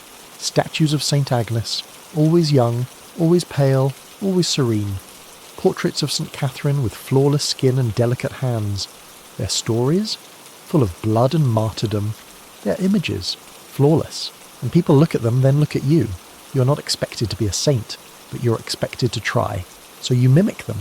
You lower your gaze, you soften your tone, you wear your veil a little longer each year. You smooth your face with oils and pray your skin stays clear, because the last thing you want is to look worldly. It's a strange hypocrisy. The church rails against vanity, but loves a beautiful martyr, criticises cosmetics, but fills cathedrals with stained glass women glowing with divine perfection, tells you to be humble, then surrounds you with icons that are anything but. Even the Virgin Mary, the gold standard of holy womanhood, is never depicted with frizzy hair, rough hands, or tired eyes. She's painted like a queen, luminous, above it all. But the only way you can get close to that image is by pretending you don't care how you look, which is hilarious because everyone else cares. You once heard a friar say, "The body's a vessel, keep it clean but plain." Then he turned and complimented the baker's daughter on how heavenly she looked with her hair tied just so. She hasn't worn it differently since. There's this constant double bind. If you're too beautiful, you're vain. If you're not beautiful enough, you're slothful. If you care, sin. If you don't, problem. You're supposed to float somewhere in the middle, effortless, godly, and vaguely untouchable. And then there's the fasting. Oh, the fasting. Women starve themselves not just for beauty, but for salvation. St. Margaret of Cortona lived on scraps and water for years. People say her skin turned transparent, that she glowed when she walked. Other women took note, began skipping meals, declining meat, eating herbs. One girl you know passed out from hunger and woke up to applause. You've seen the fasting girls, teenage saints in training. They whisper prayers and chew nothing, their cheeks hollow. They smile with cracked lips and sunken eyes. Everyone calls them angelic. You wonder how many survive. There's even a story of a nun who stopped eating completely, claiming she could live off the Eucharist alone. She was praised as holy. She died within the month. The church made her a local relic, and it doesn't stop after death. Saintly corpses are treated like dolls. They're dressed, preserved, posed. One in Italy was covered in wax and painted to match the ideal maiden. Her real face had decayed, so they made her a new one, perfect, smooth, untouched. She now rests behind glass surrounded by flowers. People say she looks divine. You think she looks like she's still trying to pass the beauty test. Meanwhile, real women around you are aging, breaking, bearing children, living lives the saints never had to survive, but they're told to be like them anyway, to ignore the pain, to smile through the scarring, to be beautiful without being proud. One priest warned the women in town against using cosmetics, saying, "God sees through paint." A week later, you caught him sniffing rose oil in the market, sighing like it was heaven in a bottle. Of course, there are rebels. Quiet ones. Women who cut their hair short and wear wool when everyone else wears silk. Others who refuse to bleach their skin, even when their cousins whisper. One woman paints flowers on her cheeks, not for beauty, but to mock the obsession. People call her strange, you call her sane, but most of you are still trying, still kneeling, still copying the saints, even as your knees ache and your back twinges and you feel nothing like divine. Because the truth, you don't want to be worshipped, you just want to be allowed, to be seen, unpainted, and still be enough. But tonight, as you sit in the candlelight staring at a jewelled skull labelled St. Apollonia, you realise the church never gave you saints to inspire you. They gave you saints to replace you. The mirror lies. It always has. You stare into the polished silver disc, face glowing faintly from the candlelight, and wonder what people will see when they look at you tomorrow. Not who you are, that rarely matters, but what you can still pass for. Young, desirable, untouched, or just expired? You already know the answer. The cracks are showing, not just in your skin, but in the entire performance. Because finally, the mirror is cracking. You're not the only one who feels it. Something's shifting. The masks, the powders, the saints' painted faces, they're starting to look tired. Not just you, everyone. For centuries, beauty in your world has been about control, modesty, obedience, smooth skin, pale cheeks, quiet suffering. But now, the plague came and came again, and again. And suddenly people don't care what your hair looks like if your lungs are still working by morning. The luxury of beauty is wearing thin. Historians still argue whether it was the repeated waves of pandemic, the rise of urban poverty, or the slow grind of famine and war that finally broke the spell. Maybe it's all of it. Because when half your village is buried and the bishop's coughing blood at mass, no one's asking whether your veil matches your shoes. You see it every day. The gowns grow simpler, the dyes fade. The perfume sellers shout louder in the streets, trying to unload last year's stocks. No one's buying. Even the nobles are fraying. The duchess at court arrives with unpainted cheeks. The whispers follow her, but they're quiet, tired. Because who has time to gossip when prices are rising and soldiers are moving through the countryside? Some women resist, cling tighter. They double their powder, hide their greying hair under thicker veils. You once watched a woman reapply lip stain during a funeral. She said, "Grief is no excuse to look sloppy." Her hands were shaking, but others, more and more of them, start letting it go. A merchant's wife begins wearing her natural hair. It's wiry, unpredictable, beautiful. Her daughters follow. A barmaid shows up to the midsummer feast with sunburned arms, unashamed. She still gets 3 dances. A midwife you know stops bleaching her forehead and starts carving symbols into her veil instead. Charms for strength, not for beauty. It's not a revolution. Not yet, but it's a crack. A slow one, spreading through the plaster. And it isn't just women. Men are shedding their masks too. A knight shows up to council with a beard untouched by oil or ribbon. A scribe with ink-stained fingers stops hiding them with gloves. They look real, human, alive. Even the saints seem quieter, less convincing. The paintings are fading, the relics collect dust. You kneel in the chapel and stare at the statue of St. Cecilia, once radiant, now chipped. And for the first time she looks like someone you might have known, someone tired of pretending. There's a new kind of beauty creeping in, one that doesn't glow or glimmer or sparkle under candlelight. It's the beauty of truth, of scars, of age, of dirt, of breath that smells like onions because at least you're still breathing. You feel it in your bones, in the way your maid no longer hides her hands, in the way your sister talks about childbirth like it's survival, not shame, in the way you look into the mirror and no longer try to smile, just look, and you're still beautiful, not in the way they taught you, but in the way you never thought was allowed. You're still scarred, still powdered some days, still plucking, still smoothing, still surviving, but now it's your choice, and that might be the only power beauty has ever truly offered. Not in the approval of others, but in the moment you decide to stop asking for it. So tomorrow maybe you'll wear the patch, maybe you won't, maybe you'll bleach your arms again, or maybe you'll let the hair show. Maybe you'll walk into the hall with your cheeks bare and your spine straight, not because it's rebellion, but because it's enough. Because the game is ending, the standards are crumbling, and the women who outlived them? We're still here, still breathing, still seen. Wind down begins below. Take a deep breath now. Let your shoulders drop. You've walked through soot and shadow, pressed flower water into your cheeks, tied your ribs tight, and smiled while the world judged your every pore. You've done enough. Let your mind soften around the flicker of a candle, the whisper of wool against your skin, the faint creak of an old floorboard down the hall. Picture the paint peeling from a saint's face. Imagine it's freeing, not fading. This world was harsh. The rules made no sense. But somehow, through bruises and balm, blush and bloodletting, you survived it. You saw through the lies. You kept your spark. And that's more than any mirror ever offered. So close your eyes. Let the velvet drop. Let the mask slide gently from your face.